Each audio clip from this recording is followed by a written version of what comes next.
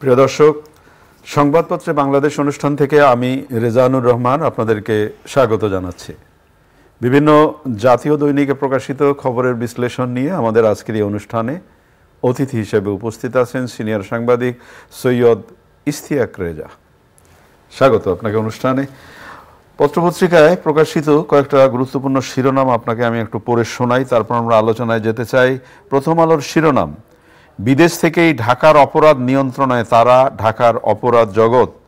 পিছিয়ে গেল রূপপুরের বিদ্যুৎ উৎপাদন, দক্ষতার অভাবে পিছিয়ে বাজেট বাস্তবায়ন। দৈনিক সমকালের শিরোনাম, পদে পদে হয়রানি অব্যবস্থাপনায় যেখানে নিয়তি, সরেজমিন শাহজালাল আন্তর্জাতিক বিমানবন্দর। মানুষে দালানে গিজ গিজ কিভাবে বাঁচবে ঢাকা, নগর গবেষণা কেন্দ্রের সম্মেলনে নানা তথ্য।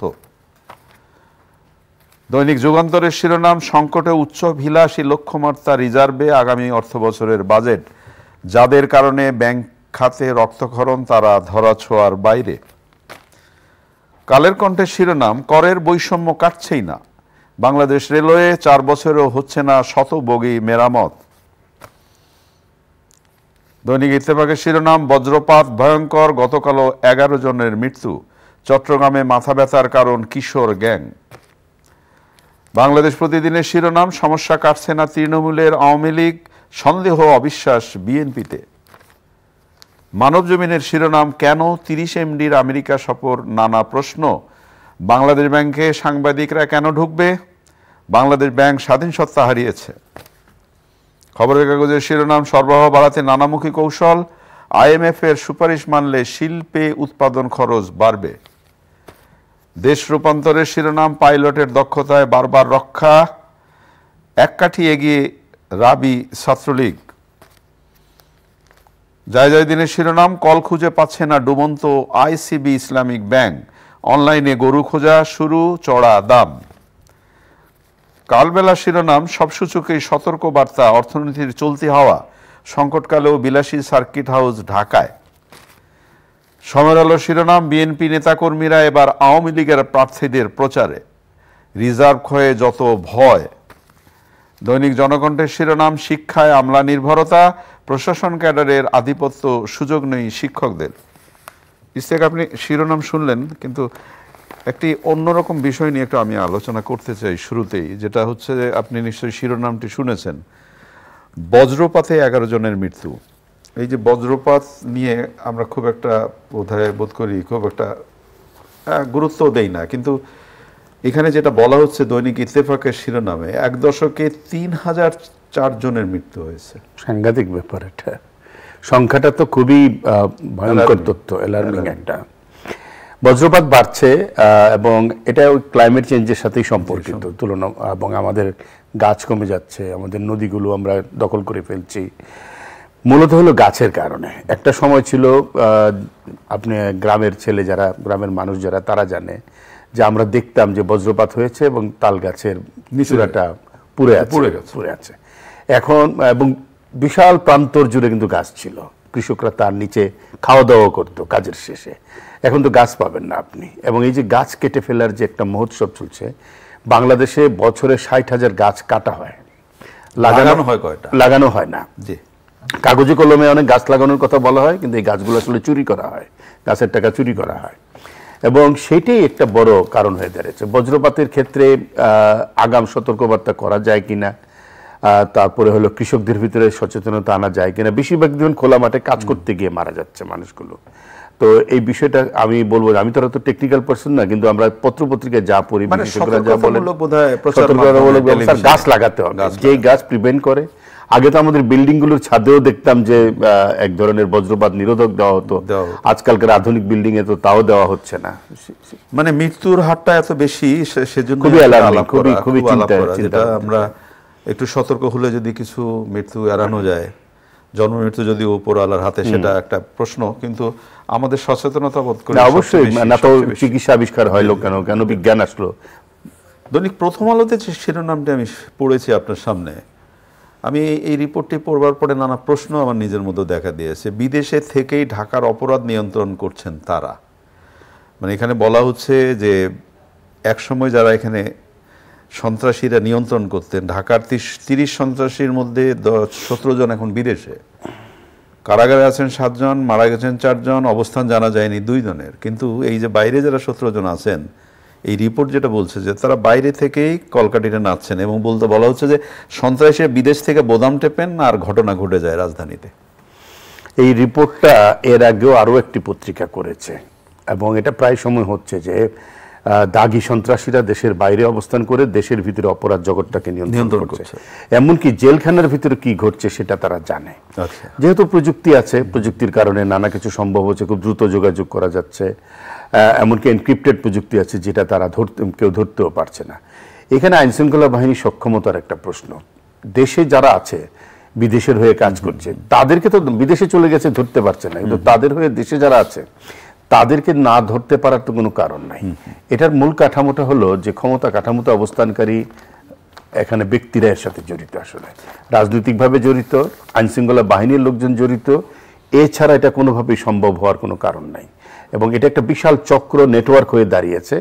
এই নেটওয়ার্কের মাধ্যমেই কাজটি করা হচ্ছে। তারা বিদেশে বসে নির্দেশনা দিচ্ছে এবং বাংলাদেশে ঘটনা ঘটে যাচ্ছে। কাউকে খুন করা হচ্ছে, কারো দোকান লুট করা হচ্ছে, কাউকে তো হয়তো বড় ধরনের আইনশৃঙ্খলা পরিস্থিতি তৈরি করা হচ্ছে। আমি বলবো আজকের রিপোর্টটা একটা আই ওপেনিং।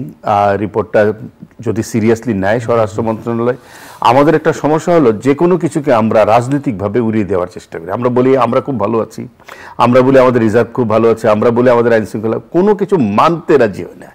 এই যে ডিনায়াল সিনড্রোম যেটাকে বলে, সব কিছু উপেক্ষা করার প্রবণতা, এই উপেক্ষা করার প্রবণতা কিন্তু রাষ্ট্রকে, সমাজ জীবনকে, মানুষের জীবনকে সব কিছু উপেক্ষা করে ফেলছে, কোথাও কোনো গভর্নেন্স। এবং আপনাকে এই প্রসঙ্গক্রমে বলি যে গতকাল ধরে কয়েকটি কাগজে কিশোর গ্যাং নিয়ে নানা ধরনের রিপোর্ট হয়েছে, এবং আজকেও হয়েছে একটি পত্রিকায় চট্টগ্রামের খবর, চট্টগ্রামে মাথা ব্যথার কারণ কিশোর গ্যাং, এবং এক কিশোরকে টর্চার সেলে 10 ঘন্টা নির্যাতন, মুক্তিপণ দাবি। তাহলে এই যে ব্যাপারটা যেটা হয় যে বড় ভাইদের দেখে ছোট ভাইরা যে উৎসাহিত হচ্ছে, এইটাকে যে দমন করা যাবে না, পরবর্তীতে বিস্ফোরণটা অনেক বড় হয়ে যাবে নাকি? বড় হয়ে গেছে। আপনি কিশোর উন্নয়ন করলেন, কিসের কি করলেন যে স্বাধীনতার 53 বছর পরও কিশোরদেরই নিয়ন্ত্রণ করতে পারেন না, আর পারেনটা কি? বিষয়টা তো এরকম দাঁড়িয়ে যায়। তাহলে এই কিশোরদের পিছনে বড়রা আছে, এই কিশোরদের পেছনে রাজনৈতিক ক্ষমতা আছে, এই কিশোরদের পেছনে অন্য কারো ক্ষমতা আছে কিনা। এবং আমরা দেখছি এত আলোচনা, এত লেখালেখি গণমাধ্যমে, সামাজিক মাধ্যমে, কিন্তু কোথাও কোনো দেখবেন যে কোনো চেষ্টা নাই, কোনো দমন করার কোনো উদ্যোগ নাই। আমি আগেও বলেছি যে ঢাকায় খোদ পুলিশের রিপোর্টে আছে যে কাউন্সিলররা জড়িত। 2 মেয়রের কোন উদ্যোগ আছে যে আমাদের কাউন্সিলরদের নাম কেন আসলো? মানে এইখানে তো একটা দায়বদ্ধতার ব্যাপার আছে, আমার কাউন্সিলরের নাম আসে। এক্স্যাক্টলি। এবং বড় বড় রাজনৈতিক নেতা, এলাকা ভিত্তিক নেতাদের নাম আসছে কিশোরদের সাথে। সেই নেতারা অবাধে বিচরণ করে কেমন করে? পুলিশি সক্ষমতার প্রশ্ন তৈরি হয়েছে, কিন্তু পুলিশ কি সত্যি পারে এদের সাথে, নাকি পুলিশের ইনভলভমেন্ট আছে? এরকম কথা মানুষ এখন হয়তো বলবে না, শেষে হয়তো সে কথাটাই বলবে যে ওই যে বেড়ায় ক্ষেত খায়, সেই প্রসঙ্গটা সেরকম। আপনি রাজনীতির প্রসঙ্গ তুললেন, আজকে বাংলাদেশ প্রতিনিধির 2টি শিরোনাম হয়েছে যে সমস্যা কাটছে না তৃণমূলে, এমপি নির্বাচনের বিরোধী, সেটা আওয়ামী লীগের কথা বলা হচ্ছে, আর সন্দেহ অবিশ্বাস বিএনপিতে। এবং আরেকটি পত্রিকা যেটা শিরোনাম করেছে যে বিএনপি নেতারা এবার আওয়ামী লীগের প্রচারে বিব্রত বিএনপি। কি দাঁড়াচ্ছে তাহলে? আমি এই কথাটা আরেকবার বলেছিলাম যে বাংলাদেশে একটা রাজনৈতিক পরিস্থিতি বিরাজ করে। অরাজনৈতিক, আচ্ছা, যেটা হচ্ছে এটা কোনো রাজনীতি না। রাজনীতি তো আসলে কর্মসূচি থাকে, রাজনীতি জনগণের জন্য কমিটমেন্ট থাকে, প্রতিজ্ঞা থাকে, রাজনীতি শৃঙ্খলার মধ্য দিয়ে মানুষের কল্যাণ সাধনের কথা বলে।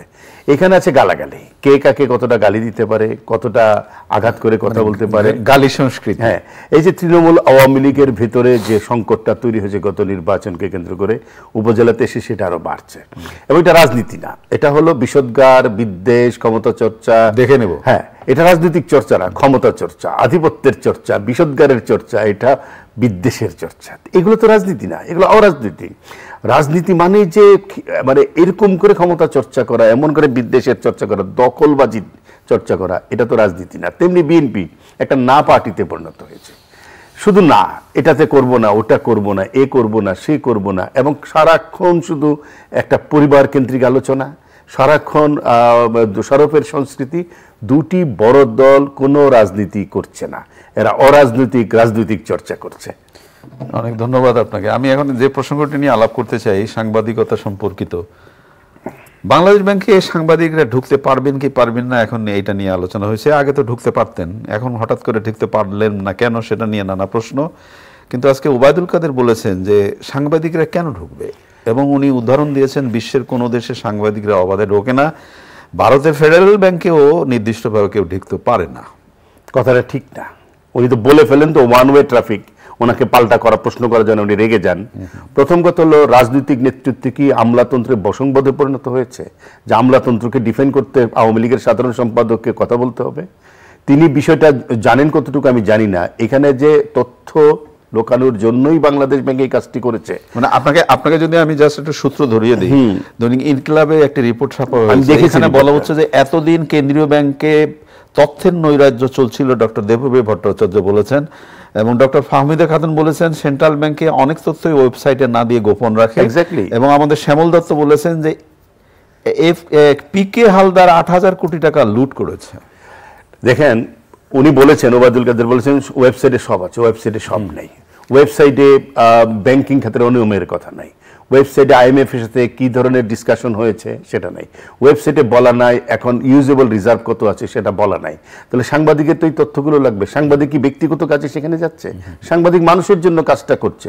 ওবায়দুল কাদের এক সময় সাংবাদিকতা করেছেন, আমার দুঃখ লাগে যে তিনি সেটা ভুলে বসে আছেন। সাংবাদিকের কাজ তথ্য জোগাড় করা, এবং তিনি যে দৃষ্টান্ত দিচ্ছেন পৃথিবীর নানা দেশের, কোন দেশে আছেন জানি না, আমি নিজে ইউরোপিয়ান সেন্ট্রাল ব্যাংকে আমি শুধুমাত্র বাংলাদেশের প্রেস আইডেন্টিটি দিয়ে ঢুকেছি, কথা বলেছি গিয়ে, তারা আমাকে না করে না। ইন্ডিয়া, ইউরোপে, ইউরোপিয়ান ফ্রাঙ্কফুর্টে ইউরোপিয়ান সেন্ট্রাল ব্যাংকে আমি যখন গেছি, বলেছি আমি ঢাকা থেকে এসেছি সাংবাদিক, আমি কি কথা বলতে পারি? সে আমাকে একজন অফিসারের কাছে পাঠিয়ে দিয়েছে, কোথাও আমাকে বাধা দেয়নি। তারপরে বাংলাদেশ প্রসঙ্গে দু একটা প্রশ্ন আছে, ইউরো কিভাবে বাংলাদেশে কাজ করবে, চমৎকারভাবে ব্রিফিং করে দিয়েছে। সবকিছু কি ওয়েবসাইটে থাকে নাকি? কত কথা জিজ্ঞাসা করার থাকে, এক্সপ্লানেশন থাকে। বাংলাদেশ ব্যাংক এই কাজটা করছে নিজের দুর্বলতা ঢাকার জন্য। বাংলাদেশ ব্যাংক ব্যাংকিং খাতের নিয়ন্ত্রণ নিতে পারছে না, বাংলাদেশ ব্যাংক ব্যর্থ হয়েছেন। ব্যর্থতা ঢাকতে তারা এখন সাংবাদিক প্রবেশে বাধা দিচ্ছে। দুঃখের জায়গা হলো রাজনৈতিক নেতৃত্ব এই আমলাতন্ত্রের বশংবদে পরিণত হয়েছে, তাদের হয়ে কথা বলছে, মনে হচ্ছে তারা তাদের জনসংযোগ কর্মকর্তা। অনেক ধন্যবাদ আপনাকে। অনলাইন এখন সবচেয়ে জরুরি মাধ্যম, এবং আমরা এখন গরু কিনি, ঈদের মানে কোরবানির গরু আমরা অনলাইনে কিনছি, বাড়িতে বসে অনেক কিছুই আমরা কিনতে পারছি। কিন্তু কিছু কিছু প্রশ্ন উঠেছে, যেমন আজকের একটি পত্রিকার শিরোনাম হয়েছে যায় যায় দিন, গরুর বাজার অনলাইনে কিন্তু চড়া দাম।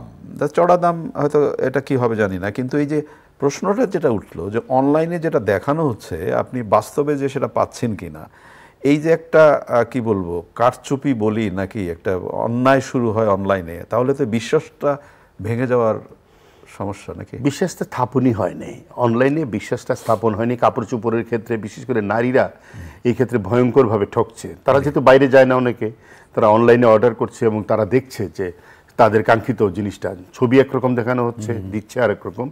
এখানে কনজিউমার ডিরেক্টরের যারা আছে, আমাদের ভোক্তা অধিকার, তাদেরকে কিন্তু অনেক বেশি সচেতন হতে হবে। একটা হটলাইন নাম্বার তৈরি করা দরকার, মানুষ ঠকে যাওয়ার সাথে সাথে যাতে সেখানে কমপ্লেন করতে পারে তার একটা ব্যবস্থা নিতে পারে। অনলাইনে মানুষ কেনাকাটা করবে, এটাই স্বাভাবিক, সবাই বের হবে না, এই জ্যামের শহরে আরও মানুষ বের হবে না। অনলাইনে গরু কোরবানির বিষয়টাকে আমি স্বাগত জানাই। আমার কাছে মনে হয় যে এটা একটা ভালো উদ্যোগ। কোনো কোনো ক্ষেত্রে এটা ভালো ফলাফলও দিচ্ছে। অনেকেই বলছেন যে তিনি ভালো করছেন, কারণ তিনি বাজারে যেতে চান না, তিনি এই যে এত কষ্ট করে খোঁজাখুঁজি করার চেয়ে, কেউ আছেন অসুস্থ, কেউ আবার গরুটাকে নিয়ে আসতে হবে এই পর্যন্ত। অন্যান্য সামগ্রীর ক্ষেত্রে অনলাইনে কেনাকাটা বাড়বে। অনলাইন একটা পৃথিবীব্যাপী এখন একটা খুবই গ্রহণযোগ্য মার্কেটিং সিস্টেম। এটাকে যদি রেগুলেটেড করা না যায়, নিয়মতান্ত্রিক পদ্ধতিতে আনা না যায়, প্রতারণার জন্য যদি কোনো ব্যবস্থা না নেওয়া যায়, তাহলে কিন্তু এটার আস্থা হারিয়ে ফেলবে। যারা অনলাইনে ব্যবসা করেন তাদের একটা সমিতি আছে ইকেব নামে, তাদেরও কিন্তু সচেতন হওয়া দরকার যে তাদের মেম্বাররা যে কাজটা করছেন তাদেরও যদি একটা কমপ্লেইন বক্স থাকে, মানে নিজেদের মধ্যে জবাবদিহিতা। আপনি কিনেছেন, আমি বিক্রেতা, আমার আচরণ আপনার পছন্দ হয় না, আমি যেন অ্যাসোসিয়েশনে বক্তব্য দিতে পারি, অভিযোগ জানাতে পারি, অ্যাসোসিয়েশন তার বিরুদ্ধে ব্যবস্থা নিতে পারে। আমার মনে হয় এই সিস্টেমটাও থাকা, সব কিছু সরকার করবে তা নয়, সরকারের রেগুলেশন থাকবে, কিন্তু ব্যবসায়ীদের নিজেদের সততা, নিজেদের সিস্টেম থাকা প্রয়োজন আছে যে অভিযোগ যেন অ্যাড্রেস করা যায়। না, এইটা তো সত্য কথা যে অনলাইন সিস্টেম, অনলাইন ব্যবস্থা মানুষের অনেক সাশ্রয় জায়গা এবং অনেকের আস্থার জায়গাও তৈরি করেছে। তো সেইটাই যে আপনি যেটা বললেন যে সমিতি যদি হয়ে থাকে তাদের একটা জবাবদিহিতার জায়গা, অবশ্যই তাদের একটা জবাবদিহিতা থাকতে হবে। অনেক ধন্যবাদ আপনাকে। প্রিয় দর্শক, আমরা যে বিষয়গুলো নিয়ে কথা বললাম শেষে আলোচিত হলো অনলাইন প্রসঙ্গ, অনলাইনে ব্যবসা, অনলাইনে কেনাকাটা। মানুষ বিশ্বাস করতে চায় যে আপনি যে পণ্যটি পাঠাবেন সেটি বিশ্বাসযোগ্য, তাহলে এই ব্যবসাটি অনেক জনপ্রিয় হয়ে উঠবে। আমরা যেন নিজেরা নিজেদের ক্ষতিটা না করি। ভালো থাকবেন। আগামীকাল নিশ্চয়ই এই সময় আবার কথা হবে। খোদা হাফেজ।